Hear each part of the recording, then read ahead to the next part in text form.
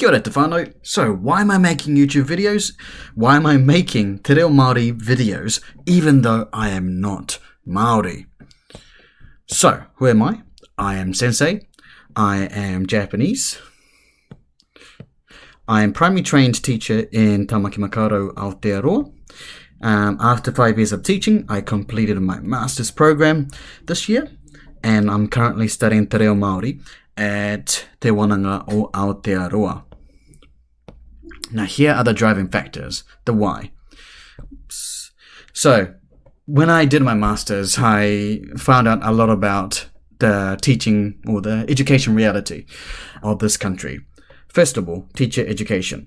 Now, teacher education in this country doesn't really cater for the need for teachers to be able to speak and teach Te Reo Māori, because you have less than 1 semester worth of Te Reo Māori papers in all those programs. So how do you expect them to actually be able to teach beyond level 1 Te Reo Māori? 2. Now, there are some teachers who work in full immersion schools like kura Kaupapa or bilingual units who can teach those Māori students Māori, which is fantastic.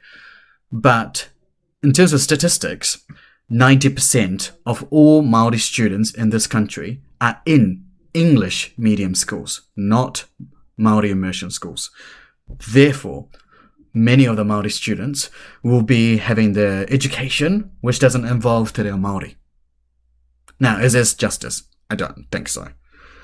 Next, Ministry of Education doesn't really track Te Reo Māori for students. It's one of the only subjects that we don't track, and therefore we don't have the expectations for the teachers and students. Now, if you look at the years and the curriculum levels in the New Zealand curriculum, at the bottom you have the year levels, and on the y-axis you have the curriculum levels.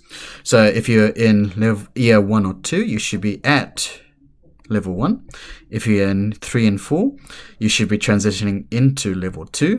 Maybe some of them will be in level 1. If you're year 5 and 6, you should be at level 2, transitioning into level 3.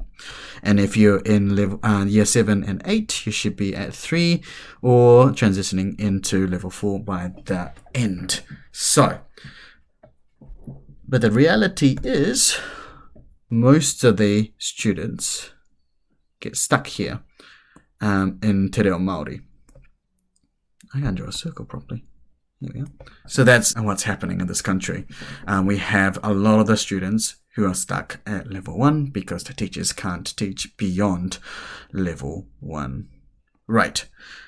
Next, intergenerational language transmission within Māori families are low compared to other cultures. Compared to other cultures such as Pacifica or Chinese families, where their language transmission is about 90+%, meaning that one generation is passing on their language to the next generation successfully. Not the case for Māori. Because of the colonization effect, a lot of the students were beaten up for speaking Te Reo Māori at school because the society pressured the schools to do that, to reinforce that.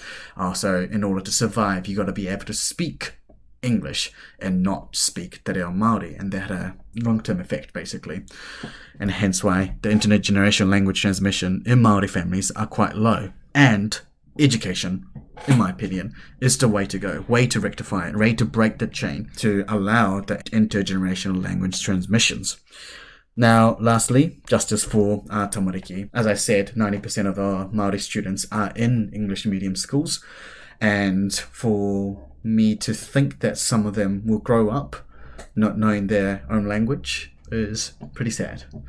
And we, as in the teachers, should be providing that. So those are the reasons, and I want teachers to be able to speak Te Reo Māori confidently, so that it's normalized in their classrooms, and empower all tamariki, especially Māori children, to speak Te Reo Māori. So, yeah. So those are the reasons why I decided to make a YouTube channel.